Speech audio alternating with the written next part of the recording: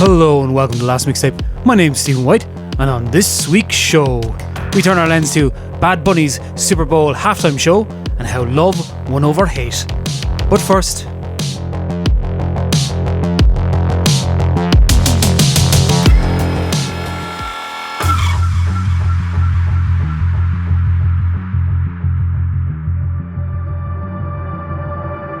God bless America! Sea Chile, Argentina, Uruguay, Paraguay, Bolivia, Perú, Ecuador, Brasil, Colombia, Venezuela, Guyana, Panamá, Costa Rica, Nicaragua, Honduras, El Salvador, Guatemala, México, Cuba, República Dominicana, Jamaica, Haití, las Antillas, United States, Canadá, a my motherland, mi patria, Puerto Rico. Seguimos aquí. not my words, but the words of Bad Bunny. Last Sunday night, in a field in California, Bad Bunny brought Puerto Rico to the Super Bowl stage. And, as promised, for 15 minutes, he brought love to combat hate through music, art and expression. This week, we'll look back on the halftime show. Let's dive in.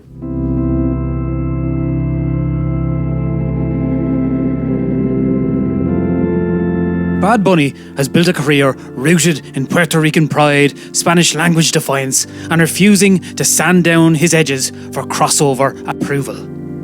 For years now, he has been vocal about immigration, about ICE raids, about the way Latino communities are talked about in American politics, as if they were something other than citizens.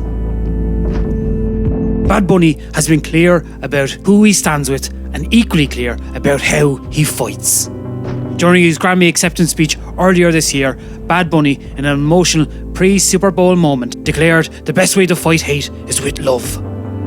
At Super Bowl 60, on the biggest televised stage in America, beaming out to the world with the most powerful office in the world politics set against him, Benito Antonio Martinez Ocasio did exactly that.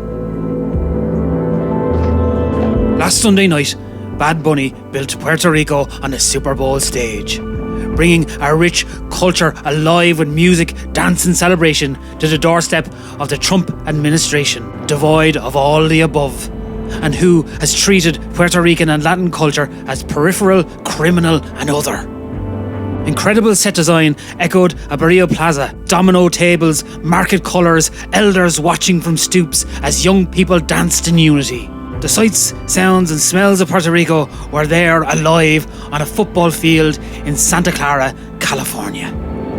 And for 15 minutes, the cultural centre of American television wasn't New York City, Washington or Los Angeles. It was Puerto Rico. Like a great piece of theatre, the symbolism was clear, from the production design to the performance. Given America's biggest platform, Bad Bunny chose to convey and portray that which he loves. His culture, his people, his language, engaging the authoritarian racist hate and intimidation that had preceded his halftime show with positivity and love for Latin culture, something the Trump administration has been trying to recontextualise and oppress.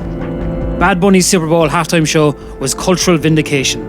There are flags woven into choreography as a sign of unity, an acknowledgement of the diaspora, of the millions living in Florida, New York, Texas and Chicago, who carry two homes inside their hearts. In a performance symbolic of shared anti-colonial struggle, embracing and celebrating cultural motifs, shorthands and language, performing entirely in Spanish wasn't an act of exclusion. It was sovereignty with all the Americas who speak their own voice. In the United States, Spanish is not an immigrant language, it is an American language. By refusing to translate, Bad Bunny kept himself and made the USA come to him. There was love in the most literal and beautiful sense.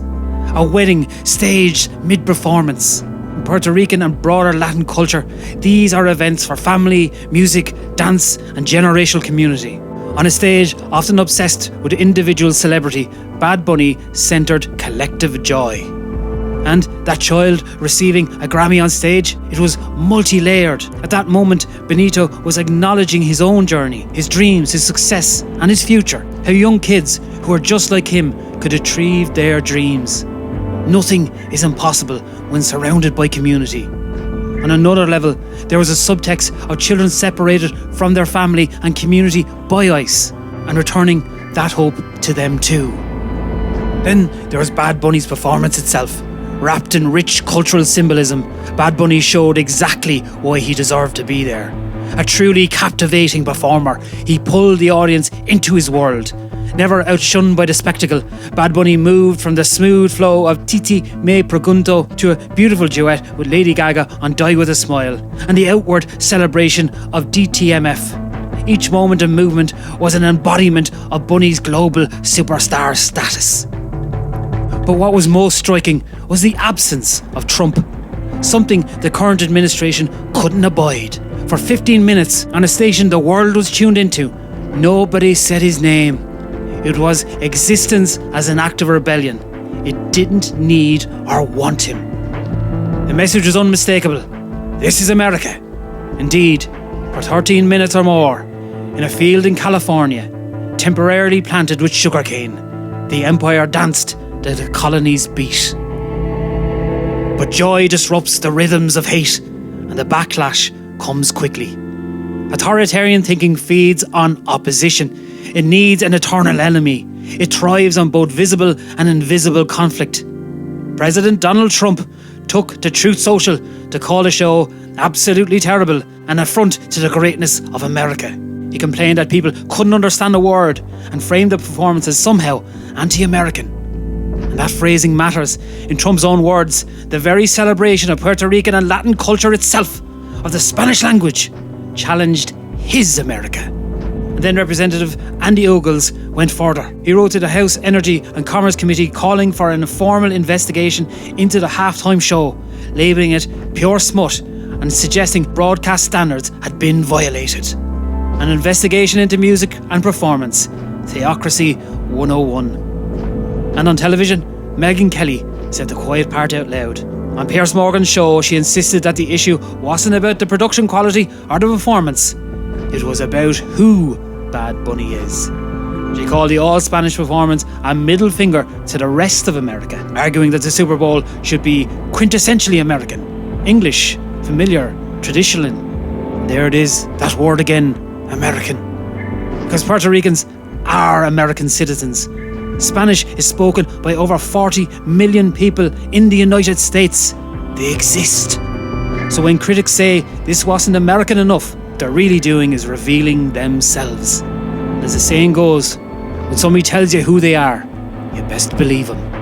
And then we must ask ourselves, why the crash out? What is it exactly about Bad Bunny that makes MAGA so angry? And why a 15-minute performance from one of the biggest music stars in the world, centred around community and love, was met with so much hate? Last Sunday night, Bad Bunny used a Super Bowl stage to subvert the narrative, to take away the Trump administration's narrative around Latin America, Puerto Rican people, and turn it on its head with a show that celebrated the culture, celebrated Puerto Rico, and celebrated Latin America itself. As he said in his Grammy speech, you only feed hate by giving it hate. And so he would combat it with love. That resonated with me as an Irish person watching this, and it made me think on the colonial struggle that the Puerto Rican people and Latin American people have experienced, especially in the last couple of years when it regards to America and the Trump administration. How suppression and oppression look to undermine the people itself and turn them almost against their own culture, to make them be quieter about it, to make them more silent. And indeed, that was the reason for Turning Point USA's alternative halftime show and the Trump administration's rhetoric around Bad Bunny. They wanted him to turn down who he was, how he spoke, how he acted. They wanted to control it. And the reason for that is in itself colonial. Here in Ireland, for hundreds of years, the British Empire tried to do exactly that with our culture. They tried to erase our language, they tried to erase our names, our music, our culture, everything about us, and homogenise it into the English Empire itself. And by doing so, they tried to internalise that oppression against us. It made me think of why these things resonate, why Ireland, an island on the other side of the world to Puerto Rico, could have such a connection. And indeed, there are so many historical connections that have been put in the comments of these videos that I didn't even know about Puerto Rico and Ireland. Indeed, there is a foundational one there as well, that it is the expression our need to fight colonialism through art, through music, and through storytelling, and through our very culture. It is an act of defiance. It is because it is free. You cannot take away from us what is free. You cannot take away from us what we can create with our minds, with our souls, with our hearts, and with our bodies. You can't take dance, music, and art and take it away from us and sell it from us.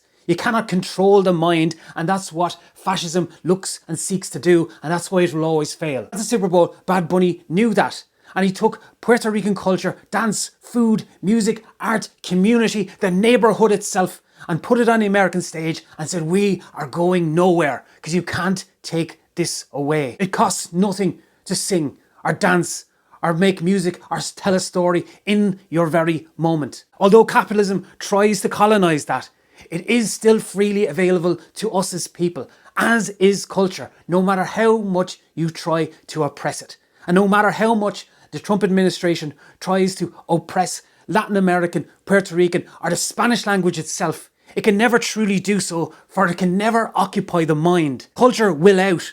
And in that moment, the Puerto Rican culture was centre stage for it all. And Bad Bunny delivered. It was a celebration of the people. It was for them. It was nothing to do with Trump. His name wasn't mentioned, ICE wasn't mentioned, and the rest of them weren't mentioned. And that's important too. Much like, as I say, with the Irish and our singing and our dancing and our music and our storytelling, it is a way of saying we can live on and survive on without you. And in some cases, as resistance to you. Happiness, that joy on that stage, was an act of resistance. It was an act of rebellion in itself. Saying you cannot occupy the mind and the soul and the culture. You can complain about it, you can scream about it, but it will always be there. And Trump will come and go. But that community, that language, that history, that culture, that'll always be there. On that stage at the Super Bowl, Bad Bunny used joy as an act of rebellion.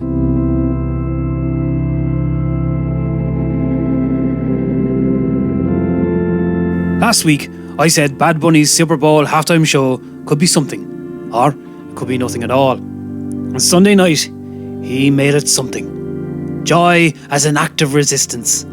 Placing the rich, multi-layered culture of Puerto Rico within the most American-coded broadcast imaginable and allowing it to exist there fully, linguistically, rhythmically, visually. No translation required or given. You can't take away what's free. Music, dance, writing, community. These cultural touchstones are not commodified products to be shipped away or withheld. Nor are they easily parted from those who want to express themselves. Colonialists can colonise land, but they can't colonise the mind. Like Irish culture and language, Puerto Rican traditions are often a celebration of that anti-colonial endurance. A defiance of cultural erasure and oppression via the freedom of expression and creativity in the face of lumbering hands of totalitarianism. Indeed, sometimes the best revenge is living well, and that's what Bad Bunny's halftime show brought. Love, unity and community as an invitation to celebrate Puerto Rican and all Latin American culture in a time where that identity is being attacked. Contrast that with Turning Point USA's alternative halftime show that actively sought exclusion, division, separation, fixated on a myopic view of American values. Fascism must infect everything in order to survive, and that's why eventually it always loses. By wanting to keep everything within one old man's vision of America, it is incapable of growth or creation. It remains in stasis, afraid of deviating from the party-approved values or upsetting dear leader himself. Everything must be a distorted mirror. For fascism, all art is propaganda. Therefore, all non-propagandized art is the enemy. The Backlash wasn't really about production value or choreography or performance. Sure, in Megyn Kelly's own words, it was about who Bad Bunny was. Benito Antonio Martinez Ocasio from Bayamon, Puerto Rico, told us who he was, and we should believe him. In the only way he can, he gave hope, love and community in a time designed to oppress it. And that truly is something. And so it goes, and there's went. Bad Bunny and the Super Bowl halftime show are in the history books. But what did you think? What did you think of the halftime show itself? What did you think it said about Puerto Rico and Latin American culture? What do you think of Bad Bunny as an artist and his importance in this moment? Did you love it? Did you hate it? Did you feel indifferent about it? Comment down below and let me know. And if you could like, share and subscribe this episode of The Last Mixtape, I'd be eternally grateful and it would help the channel grow. And as always, I'll see you next week.